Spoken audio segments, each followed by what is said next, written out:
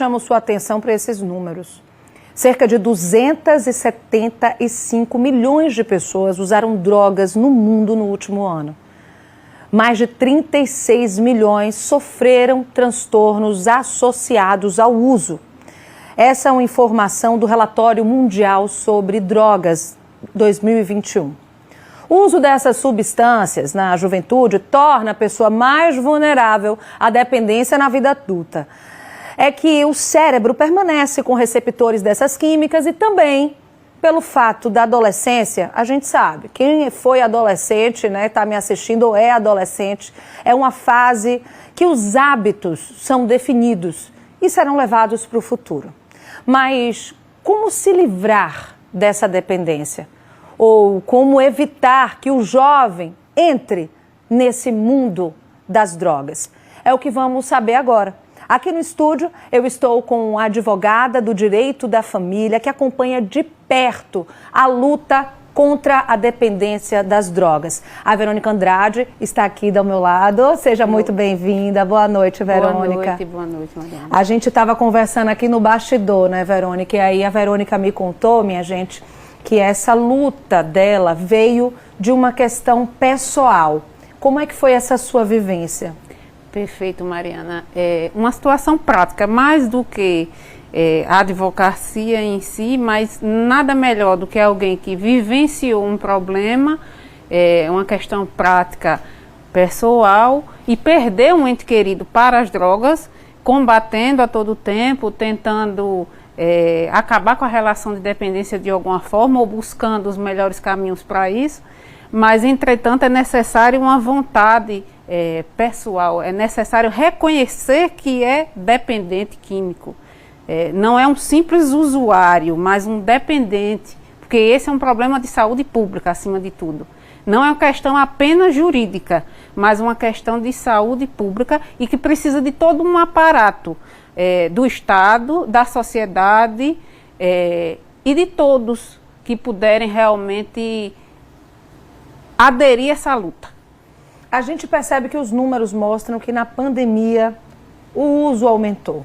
Perfeito. E aí você traz pra gente até uma experiência em que infelizmente você perdeu um ente querido. Isso. De repente quem está assistindo a gente, que esse parente, esse familiar não tem essa vontade pessoal, o que essa pessoa pode fazer para amparar esse familiar? Veja bem, existem grupos de apoio dos quais ela pode estar pesquisando para obter mais informações e tentar sempre entender mais e mais sobre o assunto. Por exemplo, existe um grupo chamado Fumaça Zero, que faz um excelente trabalho, e eu acredito que é fundamental nesse trabalho manter a cabeça do jovem ocupada.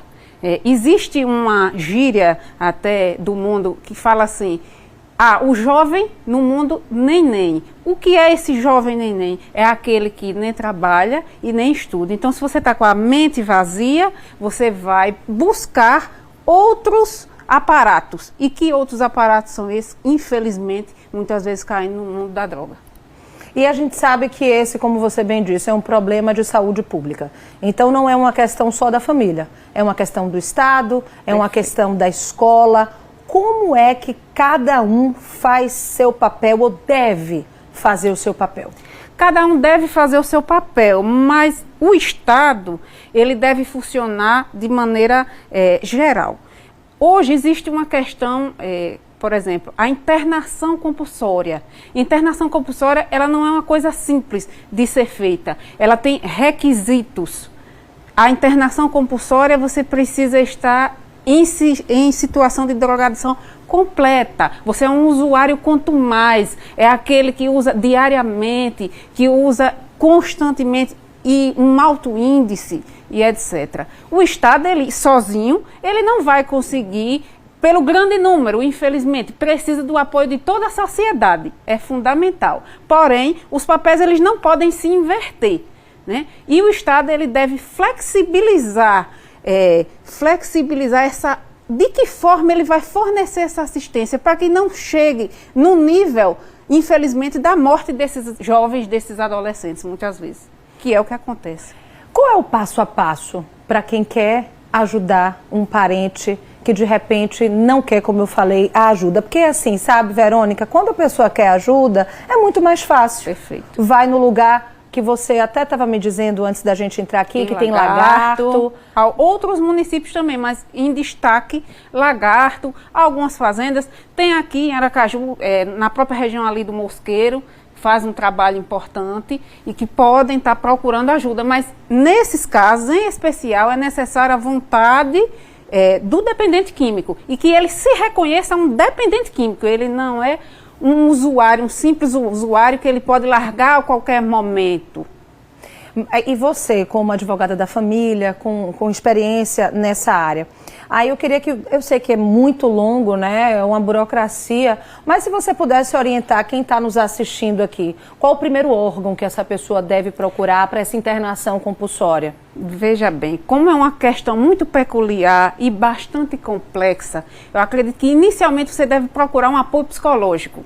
E hoje em dia você não precisa apenas procurar o apoio psicológico de maneira buscar uma terapia e situações que envolvem questões financeiras, mas você pode estar procurando até o CVV e outros mecanismos de psicólogos que podem ajudar, pelo menos nesse caso vai ajudar o familiar, porque o familiar ele também se torna um dependente, ele se torna um codependente. Nesse movimento que você falou, Fumaça Zero, Fumaça Zero, tem atendimento gratuito? Sim, eles fazem... A gente já está vendo até o @ aí, bons exemplos de direito, também é um outro mecanismo. Pronto, o @ Bons Exemplos do Direito é um trabalho que nós fazemos com informações, especialmente como cidadã, eu me comprometi a fazer realmente esse trabalho, porque eu entendi a partir da ressignificação de um problema, que foi uma vivência prática, perder um ente querido para o mundo da drogadição, passei a fazer o trabalho como cidadã e acredito que várias outras entidades fazem esse trabalho e fazem muito bem, e é importante que se pesquise. O Fumaça Zero faz um trabalho excepcional, porque eu acredito que o esporte ele salva vidas. Aí o Fumaça Zero a pessoa pode encontrar através de site? O Instagram, por exemplo, né, a rede social, o @ Fumaça Zero. Indico que vocês façam a pesquisa, indico também a leitura de alguns livros que são interessantes. Amor Sem Limites é um dos livros, do Paiva, né? Amor Sem Limites, Drogas, Crimes e Prisões, que são livros assim que vão dar uma base também para o familiar, não são livros de leitura complexa, falam da vivência prática. Muito obrigada. Eu conversei, minha gente, com Verônica Andrade, agradeço pelos esclarecimentos aqui, pela presença. Pois não, estamos à disposição. A gente segue aqui